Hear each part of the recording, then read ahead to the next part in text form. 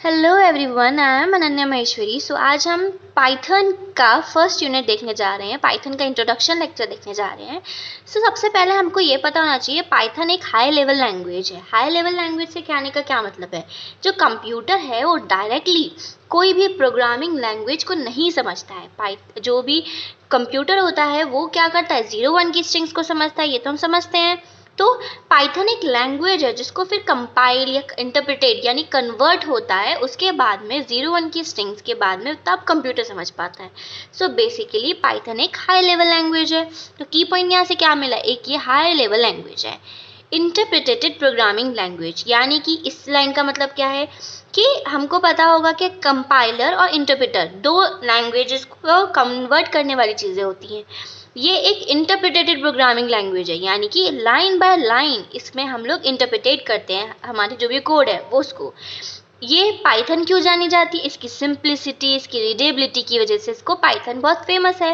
It is easy to learn and use, इसको याद करना और यूज़ करना बहुत आसान है, क्योंकि पाइथन जो है वो बेसिकली एकदम ह्यूमन की तरह मतलब ऐसा लगता है हम जैसे इंग्लिश लिख रहे हैं उसकी बिल्कुल उसकी तरह होती है। ठीक है।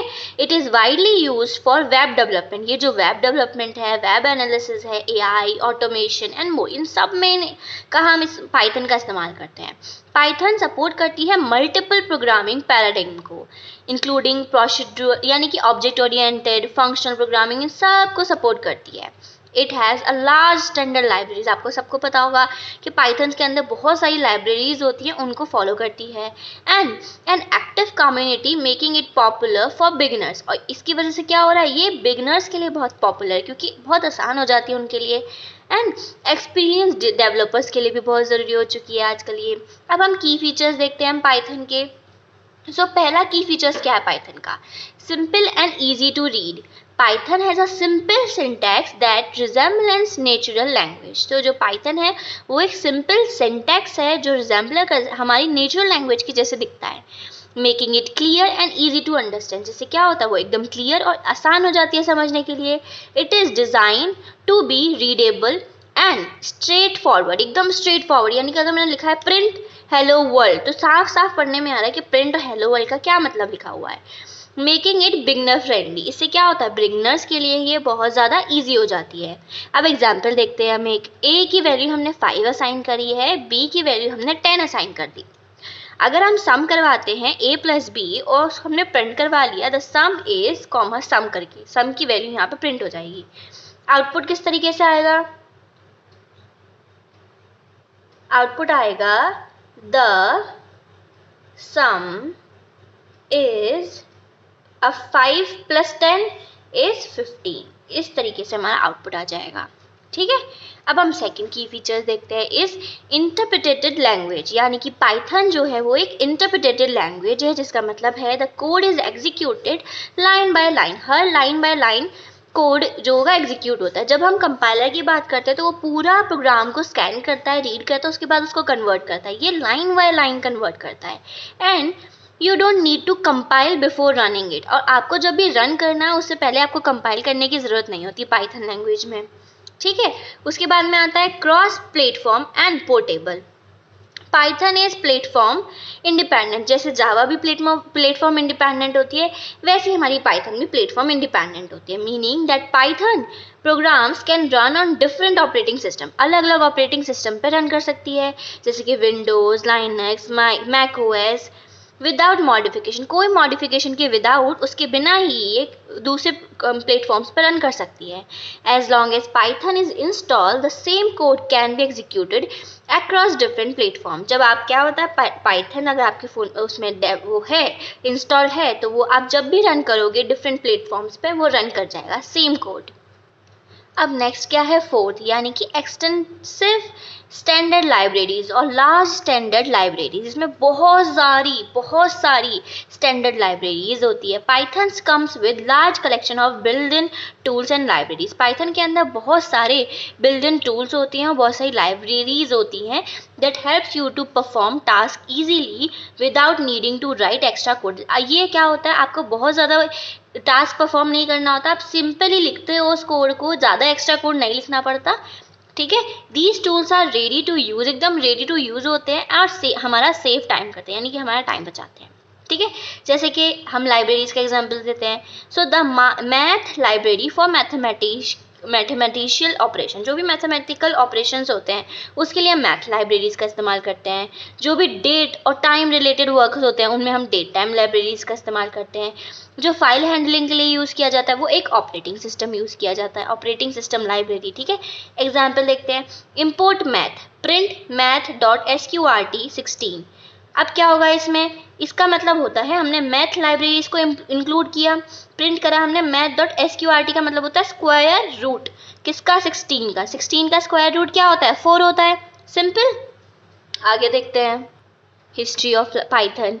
सो Python was created by Guido van Rossum, किसने क्रिएट की थी, Guido van Rossum in the late 1980s में ये आई थी एट CWI, यानी कि सेंट्रम विस्कुंडे इन्फोटिका, ये एक जगह थी, इन्होंने यहाँ पर इसको करा था। अब इसके आगे हम इनकी हिस्ट्री को पूरा जानेंगे। इन द नीदरलैंड में इन्होंने ये डिस्कवर किया था, किसने किया था, गाइडो वैन रॉसम ने। इट वॉज रिलीज इन 1991, तो कब ये रिलीज हुई थी पाइथन, 1991 में। ठीक है, Guido wanted to create a language that was easy to use and understand, उन्होंने ऐसी लैंग्वेज बनानी थी जो आसानी से समझी जा सके, आसानी से पढ़ी जा सके और सबको समझ में भी आए। Right? Some people think that Python was named after snake, as the logo of Python also represent two snake, blue and yellow. But in reality, it is clearly different.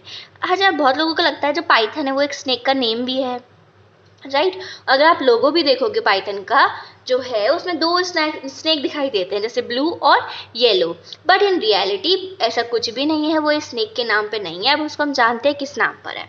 The name Python British comedy TV show, एक British में comedy TV show होता था जिसका नाम था Monty Python flying circus, which was a famous show back in the 1970s.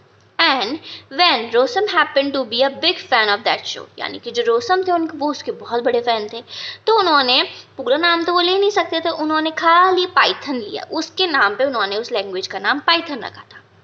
अब हम version of Python की बात करते हैं।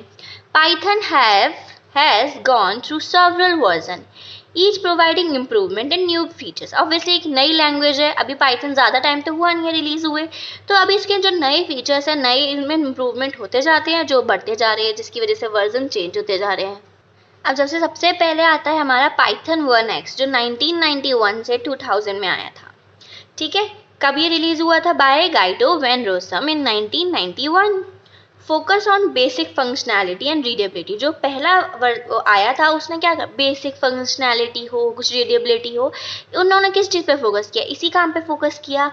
Had features like exception handling, code data types, list, Dix, etc and models, इन्होंने पहले इन्हीं चीज़ों पे काम किया। मॉड्यूल्स, पाइथन 2x, फिर ये सेकंड आया जो 2000 से 2020 तक गया। तो कैन यू बिलीव दैट ये एकदम लेटेस्ट व्यू था, लेटेस्ट वर्जन था। This version was widely use for many years, ये बहुत टाइम तक इसको यूज़ किया, like for 20 years. It has better support for more libraries, में ज़्यादा लाइब्रेरीज कुछ इंक्लूड किया था हमने, सिंटेक्स वगैरह, इसमें मतलब थोड़ा इंप्रूवमेंट हुआ था for sure. Python 2 reached it's end of life in 2020। अब 2020 में जो पाइथन 2x था वो यहाँ पे उसका एंड आ चुका था। Python 2 was officially discontinued on 1st January 2020। आप ये वाली लाइन लिख दोगे, ये ज़्यादा अच्छी लगती है। पाइथन 2 जो थी वो ऑफिशियली डिसकंटिन्यू कर दी गई थी ऑन 1st January 2020। ठीक है, अब आता है पाइथन 3x, ये आई थी 2008 से, अभी प्रेजेंट में जो है ये यही वाली है। ठीक है, फर्स्ट रिलीज इन 2008, पहली बार आई थी 2008 में, with improvement in performance. Obviously इससे बेटर होगी, राइट, परफॉर्मेंस, सिंटेक्स और सिक्योरिटी में हमने कुछ इम्प्रूवमेंट्स देखे। ठीक है, Python 3 is the current version of Python, ये करेंट वर्जन है। It introduce many changes to make the languages more consistent, okay, including changes in the syntax of Unicode support. अच्छा, यूनिकोड से आप क्या समझते हैं? यूनिकोड का मतलब होता है जो भी अदर लैंग्वेजेस है उन सबको वो सपोर्ट करता है। ठीक है, Python 3 is now a recommended version two you. आजकल जब आपको यूज़ करना है तो आपको पाइथन 3 ही रिकमेंड किया जाएगा। क्यों? क्योंकि ये एक अभी ऑब्वियसली इसमें इम्प्रूवमेंट और ये लेटेस्ट वर्जन है। ठीक है, अब आगे देखते हैं। The latest release version at this time is 3.13.2। ये अभी लेटेस्ट वर्जन है। ठीक है, विच वॉज रिलीज ऑन 4 फरवरी 2025। ये अभी 4 फरवरी में ही ये रिलीज हुआ था। This version include new features and improvement. इसमें कुछ नए फीचर्स और कुछ इम्प्रूवमेंट है जो इन्हांस करती है डेवलपमेंट को। ठीक है, इंपॉर्टेंट पॉइंट्स टू रिमेंबर। अब कुछ इंपॉर्टेंट पॉइंट्स हैं। Python is open source, it is free to use and anyone can contribute to its development. Obviously एक फ्री इसमें आप कोई भी कंट्रीब्यूट कर सकते हैं इसकी डेवलपमेंट में। ठीक है, use for various purposes. Python is use for web development, data analysis, AI, है ना, साइंटिफिक कंप्यूटिंग एंड मोर। बहुत चीज़ों में इसका इस्तेमाल होता है। ठीक है, easy to learn. Python is known for its easy to understand syntax. इसका इतना ईजी टू अंडरस्टैंड सिंटेक्स है, इसलिए इसका यूज़ किया जाता है। And clear code making it ideal for beginners. Obviously beginner friendly हो गई ना, बिगनर्स के लिए आसान हो गया इसको सीखना। हम आगे देखते हैं fourth point, which is the large community support. With a large community of developer you can easily find support and resources online. इतनी रिसोर्सेज, इतनी जगह पे आपको ये ऑनलाइन दिख जाएगा। The programming cycle of Python, ये इंपॉर्टेंट है, इसको एक बार देख लेते हैं। The Python programming cycle is the process that developers follow. ये पाइथन प्रोग्रामिंग साइकिल जो होता है, कैसा प्रोसेस है जो डेवलपर जो है फॉलो करते हैं राइट करने के लिए, यानी कि लिखने के लिए, एग्जीक्यूट करने के लिए पाइथन के प्रोग्राम्स को। इसमें क्या होता है, बहुत सारे स्टेप्स आते हैं, इसीलिए ताकि आपका जो प्रोग्राम है वो स्मूथली रन करे। ठीक है, अब आता है पाइथन प्रोग्रामिंग साइकिल। ठीक है, PPC involves the following step. First step, problem understanding. First step is to understand the problem. सबसे पहले हमको क्या आएगा, कोई भी प्रॉब्लम है in real life as well, तो हमको उसको समझना पड़ेगा। What is the problem, what हमको, अगर हमको एक प्रॉब्लम को सॉल्व करना है, सबसे पहले हमें प्रॉब्लम पता होगी, तभी तो हम उसका कोई सोल्यूशन निकाल पाएंगे। So the first step is to understand the problem you are trying to solve. जो भी प्रॉब्लम आप सॉल्व करने की कोशिश कर रहे हैं, पहले आप उस प्रॉब्लम को समझें। Without the clear understanding of program, you cannot find the right solution. अगर आप उस प्रोग्राम का सही मतलब ही नहीं समझ पाएंगे तो क्या आप उसका राइट सोल्यूशन निकाल पाएंगे? नहीं। अगर आपको क्वेश्चन ही सही नहीं पता होगा तो आप ऑब्वियसली आप गलत आंसर बताएंगे। Second, algorithm. After understanding the problem, जब आपको पूरी प्रॉब्लम समझ में आ जाए, उसका नेक्स्ट स्टेप होता है कि आप एक प्लान को क्रिएट करें। This is called an algo, यानी कि algorithm. An algorithm is a step by step procedure to solve the problem. किसी भी प्रॉब्लम को सॉल्व करने का पहला तरीका होता है कि हम उसका एक स्टेप बाय स्टेप उसकी पूरी एनालिसिस दिखें कि हम इसको ऐसे सॉल्व कर सकते हैं, इसको ऐसा करेंगे, इसमें ये कंडीशन लगाएंगे तो ये प्रॉब्लम सॉल्व हो जाएगी। ये पूरी की पूरी मैकेनिज्म जो हमारे दिमाग में चलती है उसको हम एक एल्गोरिदम में लिख देते हैं। ठीक है, नेक्स्ट स्टेप होता है हमारा writing the code. After creating the algo, जब आपने एल्गोरिदम तो क्रिएट कर ली, we write the code based on it. जो भी उसके उसी बेस पे हम ऑब्वियसली कोड लिखेंगे। This is where you use Python programming language. अब यहीं पे तो आप पाइथन प्रोग्रामिंग का लैंग्वेज का इस्तेमाल करेंगे क्योंकि आप कोड लिख रहे हैं। To write programs using the following syntax. सबसे पहले एक बार हम इसका एग्जाम्पल देखते हैं। num1 float input enter first number. हमने एक num1 लिया, num1 में हमने फ्लोट में कोई भी नंबर इनपुट से, मतलब जो भी यूज़र थे, यूज़र से हमने एंटर करवाया है। इस लाइन का मतलब यही होता है कि हमने यूज़र से फ्लोट में, मतलब हमने फ्लोट की वैल्यू ली है कि पॉइंट में भी आ सकती है, num1 में हमने उस वैल्यू को स्टोर कर लिया। फिर हमने num2 लिया, उसमें हमने सेकेंड नंबर एंटर करवा लिया। फिर हमने सम किया num1 प्लस num2 का, फिर हमने उस सम को प्रिंट करवा दिया। तो हमने पहला नंबर प्रिंट होगा 10, फिर सेकेंड नंबर एंटर करवाया 5, उसका सम उसने प्रिंट कर दिया। ठीक है, ये चीज़ होगा इधर। तो उसके बाद आता है compilation. Python is an interpreted language. ये हम इतनी बार बता चुकी हूँ मैं कि एक इंटरप्रिटेटेड लैंग्वेज है, यानी कि एक लाइन सॉल्व करती है, एक एक लाइन को कन्वर्ट करती है। Meaning it's reads and execute the code line by line. यही तो मैंने बोला था, एग्जीक्यूट करती है हर कोड को line by line. However in other languages compilation would involve converting the code into machine language फिर बिफोर एग्जीक्यूशन। जावा में होता है ऐसा, वहाँ पे हम कंपाइलर और इंटरप्रेटर दोनों का ही इस्तेमाल करते हैं। वो सबसे पहले मशीन लैंग्वेज में कन्वर्ट करेगा, इसमें बहुत सारे प्रोसेस इंक्लूड हो जाते हैं। but whereas when we talk about the Python, we only need one interpreter. Okay, so it is interpreted language. Now we are moving to the fifth point, which is the execution. After writing the code, जब आपने पूरा code लिख लिया है, हम उसको execute ही तो करेंगे. We will execute it. This means that the code is proceed by the CPU and generate output. अब क्या हुआ, जो प्रोसेसर है, जो CPU है, आपने उस कोड को उसके पास भेज दिया कि ले भाई हमने पूरा प्रोग्राम लिख दिया, अब तेरी बारी है, इसको सॉल्व कर, इसको कन्वर्ट करो और मुझे आउटपुट प्रोवाइड कर. यही तो काम होगा. अब आपने CPU को क्या करा, भेज दिया. आप CPU क्या करेगा, उसको पूरा प्रोसेस करेगा, जो भी आपने कोड लिखा उसको कन्वर्ट करेगा बाइनरी लैंग्वेज में, फिर आप अपने हिसाब से उसको जो भी आपने इंस्ट्रक्शन दी है उस हिसाब से सॉल्व करेगा. उसके बाद में जो डिज़ायर आउटपुट है वो प्रोड्यूस कर देगा, और अगर नहीं कर पाएगा तो डेफिनेटली वो एक एरर प्रोवाइड करेगा. फिर आता है 6th point, which is testing and debugging. After execution the program is tested. अब पूरा एग्जीक्यूशन के बाद में जो प्रोग्राम होता है उसको टेस्ट किया जाता है. इफ देयर कोई एरर तो नहीं है, कोई बग तो नहीं है, there are fixed in a crucial step. ये एक क्रूशियल स्टेप में फिक्स किए जाते हैं. क्यों, इसमें इंश्योर किया जा रहा है कि आपका प्रोग्राम सही तरीके से काम तो कर रहा है, आपका प्रोग्राम तो रन कर गया, क्या आप जैसा चाहते थे कि क्या वो वैसा रन किया, वो भी तो हमें चेक करना पड़ेगा, टेस्ट करना पड़ेगा. उसके बाद में आता है 7th point, which is the optimization. Once the program work fine. जब एक बार पूरा प्रोग्राम जो था वो सही तरीके से चलने लग गया, ठीक है, you may need to optimize it to make it more efficient. अब उसको और एफिशिएंट करने के लिए क्या करना पड़ेगा, ऑप्टिमाइज, यानी कि उसमें कुछ इंप्रूवमेंट लाने पड़ेंगे. ताकि समझ में आया क्या, आज तक जब पहला कंप्यूटर आया था जो चार्ल्स बेबेज ने बनाया था, इतना बड़ा रूम वाला जो था, तो रूम साइज का जो था, क्या उसमें ऑप्टिमाइजेशन हमको दिखाई दिया कि इतना बड़ा अफोर्डेबल नहीं है, इतना बड़ा पोर्टेबल नहीं है, तो हमको प्रॉब्लम दिखाई दी, उनके ड्रॉबैक्स दिखाई दिए.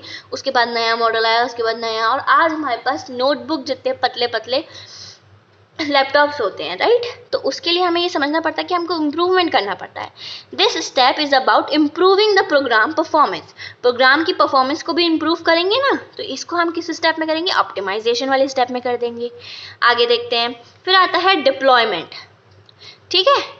After the program is fully functional it is deployed for real world. इसका मतलब क्या है, जब पूरा का पूरा प्रोग्राम जैसा आपको बनाना था आपने उसको बना दिया, अब क्या होगा, डिप्लॉयड, जो रियल वर्ल्ड यूज़ है. ऑब्वियसली उसका क्या कोई काम है, अगर मैं कंप्यूटर बना के अपने पास रख दूँ उसका कोई सेंस नहीं.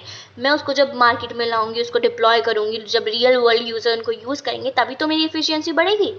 This step includes making your program available for the user to access for use. अब उसको क्या होगा, इस प्रोग्राम में क्या कर रहे हैं, इस स्टेप में हम क्या कर रहे हैं, जो प्रोग्राम है उसको हम अवेलेबल करवा रहे हैं यूज़र्स के लिए, ताकि वो एक्सेस कर सकें, इसका इस्तेमाल कर सकें, ठीक है. So that's it for this video. If you have any doubt, let me know. If you have any feedback related to me, let me know. I will improve. And अगर आपको कुछ और पढ़ना है, so let me know.